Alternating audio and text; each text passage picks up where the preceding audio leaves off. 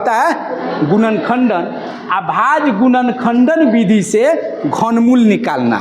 नहीं, अब देखिए तो पहले इसको समझ लीजिए। जैसे 3 का घन यदि निकालना हो तो क्या करते हैं, 3 को आपस में 3 बार गुना करते हैं। 4 का घन निकालना है तो 4 को आपस में 3 बार गुना करते हैं। 4 बार नहीं, आपस में 3 बार गुना करते हैं। इसको क्यूब पढ़ते हैं, घन पढ़ते हैं। यानी किसी संख्या पर घन है, इसका मतलब है उस संख्या को आपस में कितनी बार गुना करेंगे, 3 बार। अब जो है घनमूल कह रहा है, या अभाज गुणनखंडन विधि से घनमूल कैसे निकालते हैं। तो पहला आपका प्रश्न है कि 1 से 25 का अभाज गुणनखंडन विधि से क्या निकालना है, घनमूल निकालना है।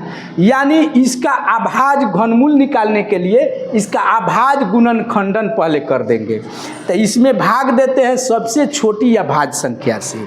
सबसे छोटी अभाज संख्या से भाग नहीं लगता है तब उससे बड़ी अभाज संख्या से भाग देते हैं। अगर उस अभाज संख्या से भाग नहीं लगेगा तो फिर उससे बड़ी अभाज संख्या से भाग देते हैं। तो सबसे छोटी संख्या अभाज संख्या कौन है, 2। तो 2 से इसमें भाग नहीं लगेगा। 2 के बाद 3 है, 3 से भी नहीं लगेगा। 5 से, तो 5 से भाग देंगे तो ये कितना हो जाएगा, 25 हो जाएगा। और इस 25 में फिर कितना से भाग देंगे, 5 से। यानी हम 1 से 25 को अभाज गुणनखंडन के रूप में कैसे लिख देंगे, 5 गुना 5 गुना 5। अब कह रहा है कि अभाज गुणनखंडन ही हो गया।